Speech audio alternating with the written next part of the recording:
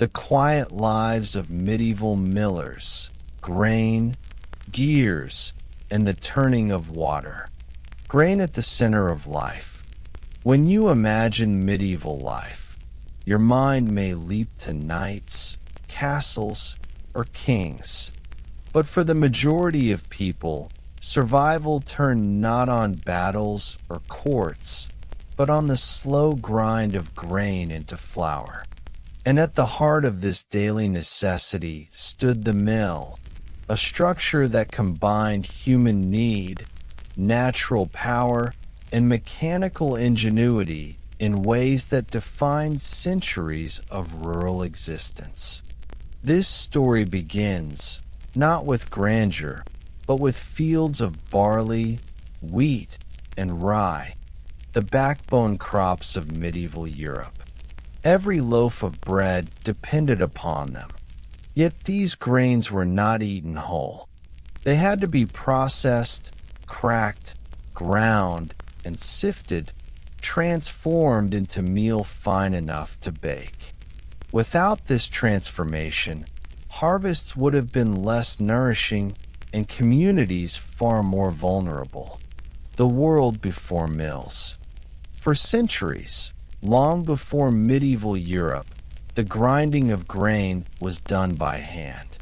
Women in households bent over querns, heavy stones that crushed kernels slowly, handful by handful. It was exhausting, repetitive work. The sound of stone on stone, the dust rising from each grind, the ache in shoulders and arms. All of this made up the quiet labor of daily life. In a single household, hours might be consumed by the effort of producing enough flour for the day's bread. It was monotonous, but unavoidable. Bread was not a luxury, but a necessity. In some regions, it made up more than half of people's daily calories. Thus, when mechanical solutions arrived, they were not curiosities. They were transformative. Watermills and windmills. By the early Middle Ages, watermills appeared across Europe.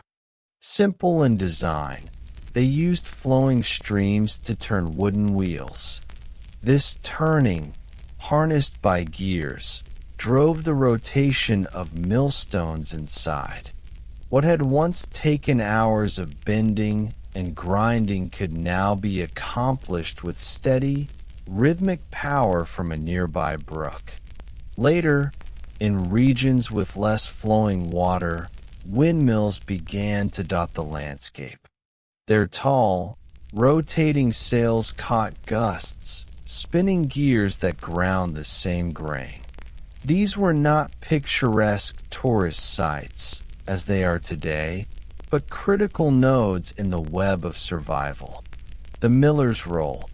Millers occupied a curious social position. They were indispensable, for without them the grain of the village could not become bread. Yet they were also viewed with suspicion. The power they wielded over food supply gave them influence, and rumors abounded that they cheated villagers by taking more grain than their due. Many medieval laws carefully regulated millers, dictating how much grain could be retained as payment for their labor. Still, millers were often the subject of jokes, satire, and complaint. They were necessary, but not always trusted. Daily life around the mill. A medieval mill was not only a workplace, but also a hub of community life.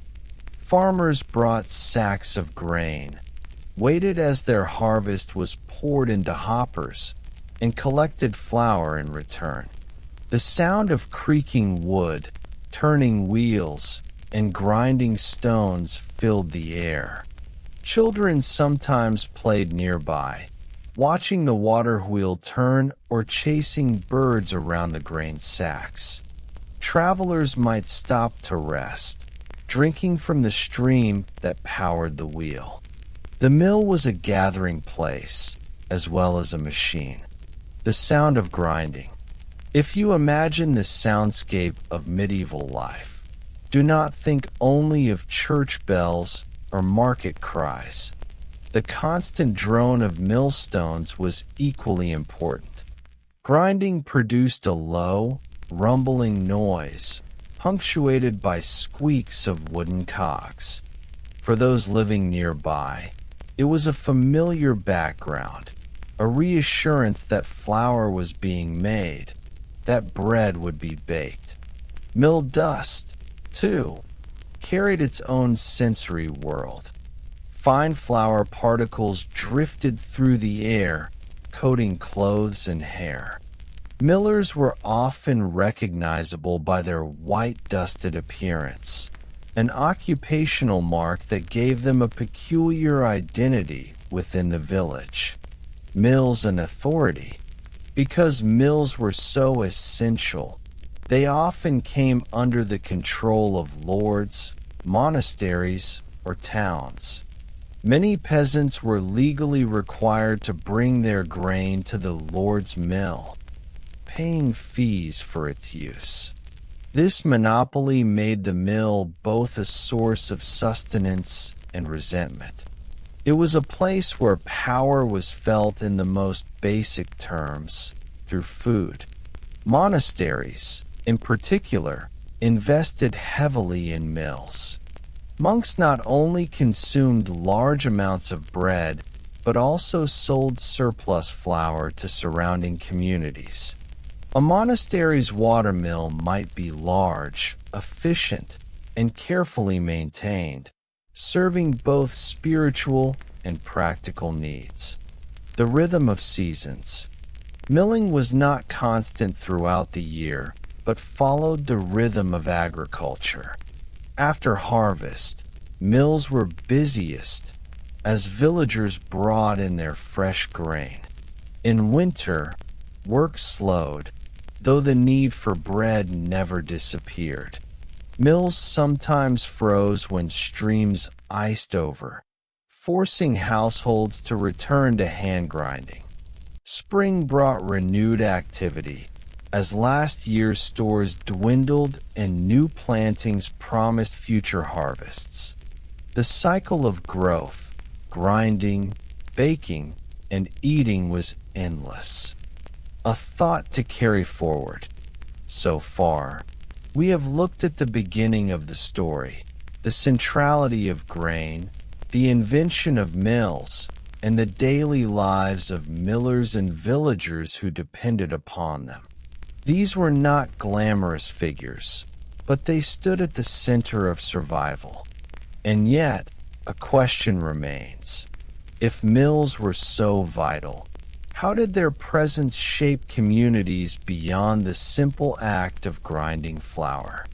Did they change social hierarchies, trade networks, or even the ways people thought about time and labor? Mills, power, and the shape of communities. If Section 1 revealed the indispensable role of mills in the transformation of grain, Section 2 turns to a subtler truth. Mills were not merely tools of survival, but instruments of authority, commerce, and community order. They shaped villages, dictated economies, and even stirred conflict. The quiet turning of a water wheel or the slow creak of a windmill's sails masked a deeper story of regulation, dependence, and change. Mills as monopolies. In much of medieval Europe, mills were not freely owned or operated. They were privileges granted by lords, monasteries, or municipal authorities.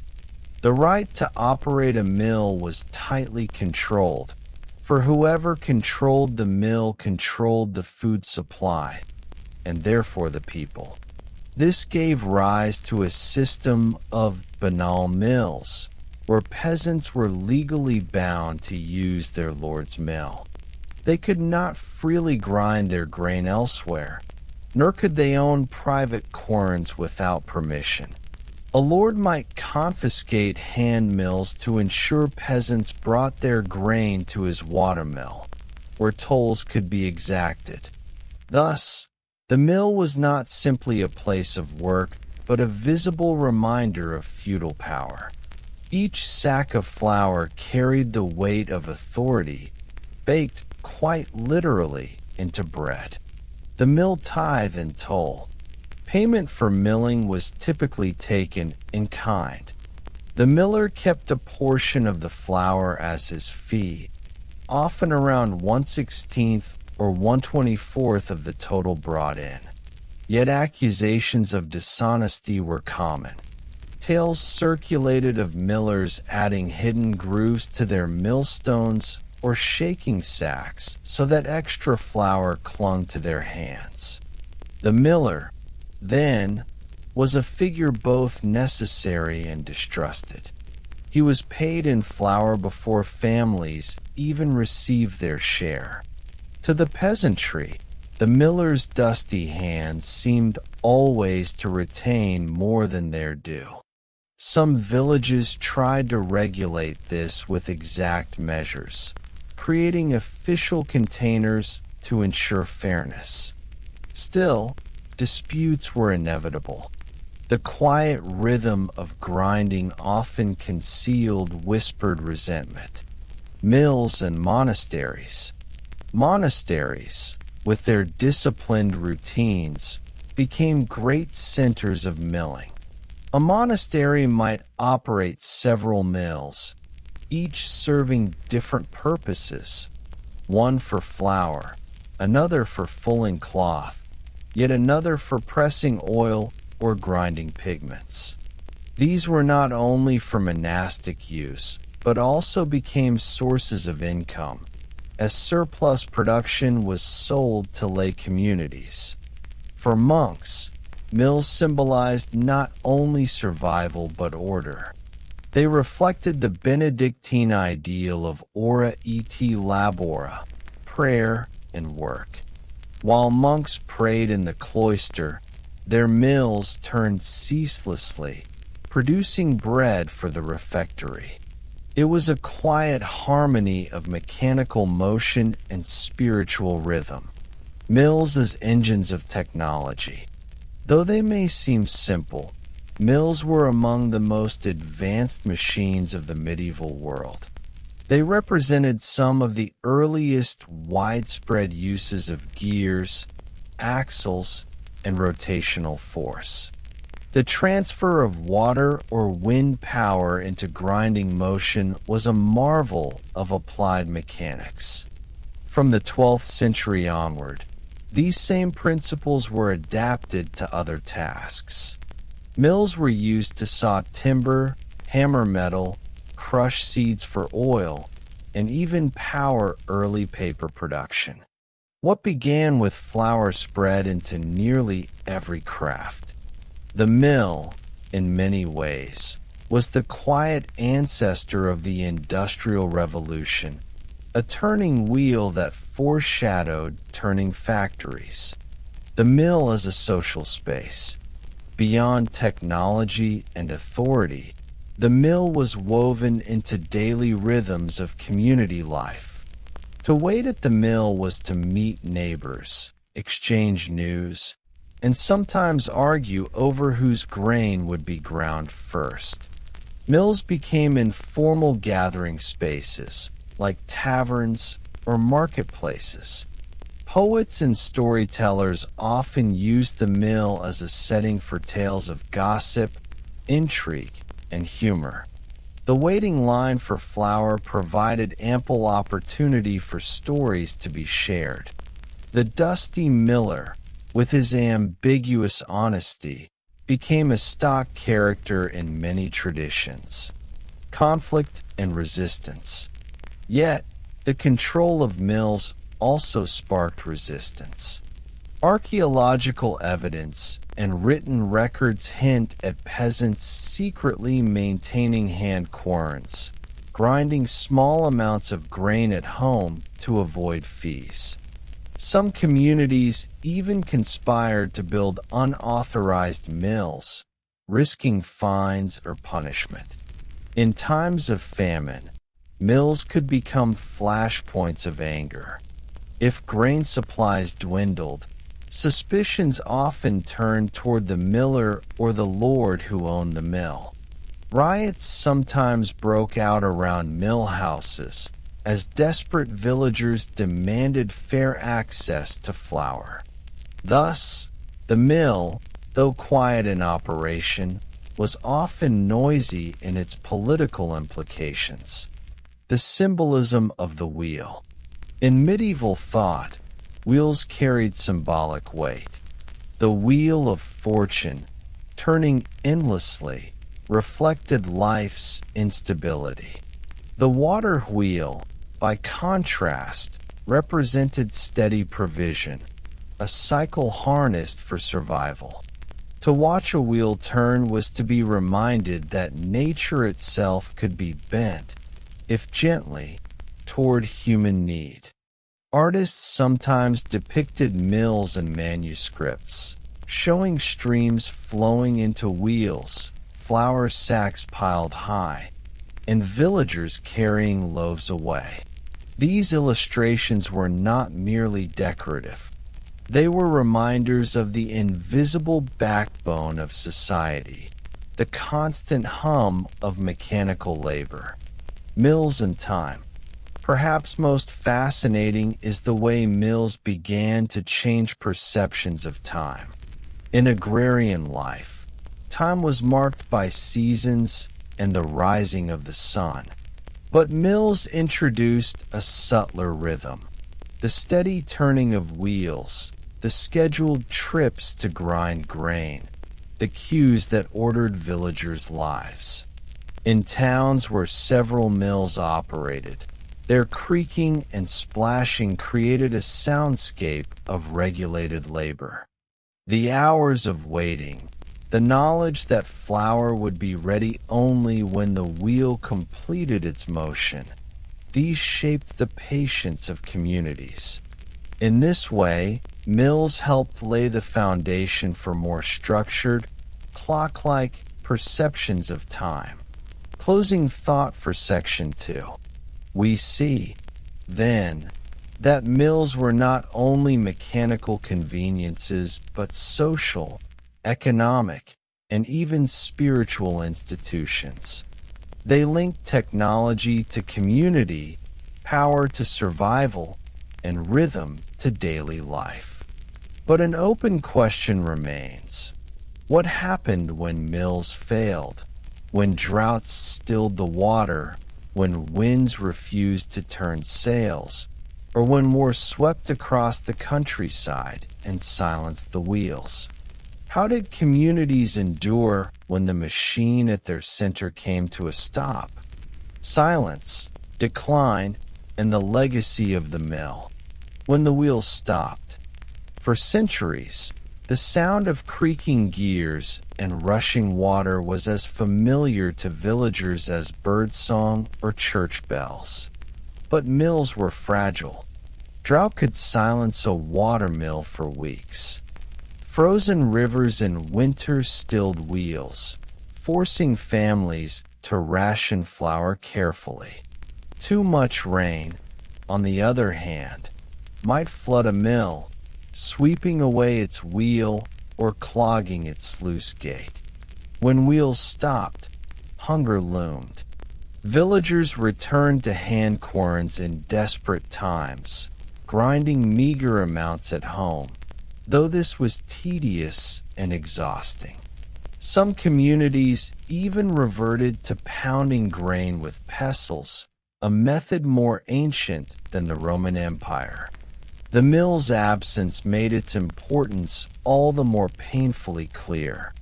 War and mills. In times of conflict, mills were among the first targets. Armies recognized that disrupting a community's mill was nearly as effective as seizing its granary. A burned mill wheel, a smashed millstone, or a diverted stream meant starvation for those left behind. Records from the Hundred Years' War tell of countless mills destroyed as armies marched through the French countryside. In chronicles, the destruction of a mill was listed alongside the burning of houses, both symbols of a village undone. For lords, protecting mills became a strategic necessity. Some were fortified with small stone towers or placed within walled enclosures. A few were even garrisoned, like miniature castles whose only weapon was flour. The decline of the miller's monopoly. By the late medieval period, resistance to milling monopolies grew stronger. Townspeople in particular, with their growing wealth, began to demand greater freedom to operate mills. Small windmills appeared on the edges of towns, owned by merchants or guilds rather than lords. At the same time, technological advances expanded alternatives. Animal-driven mills, less efficient but mobile, became useful in areas without strong water currents. In southern Europe, where rivers ran dry in summer, windmills offered more reliable grinding. Slowly, peasants regained limited autonomy over their flour. The image of the greedy miller faded only gradually. In some places, it remained a stereotype for centuries, but in others, the miller became less a symbol of oppression and more a respected craftsman. The spread of other applications. As noted in Section 2, mills were not restricted to flour. By the 15th century, paper mills multiplied, providing the sheets on which Europe's growing bureaucracy and universities depended. Cloth-fulling mills kept towns clothed. Hammer mills processed iron for tools and weapons.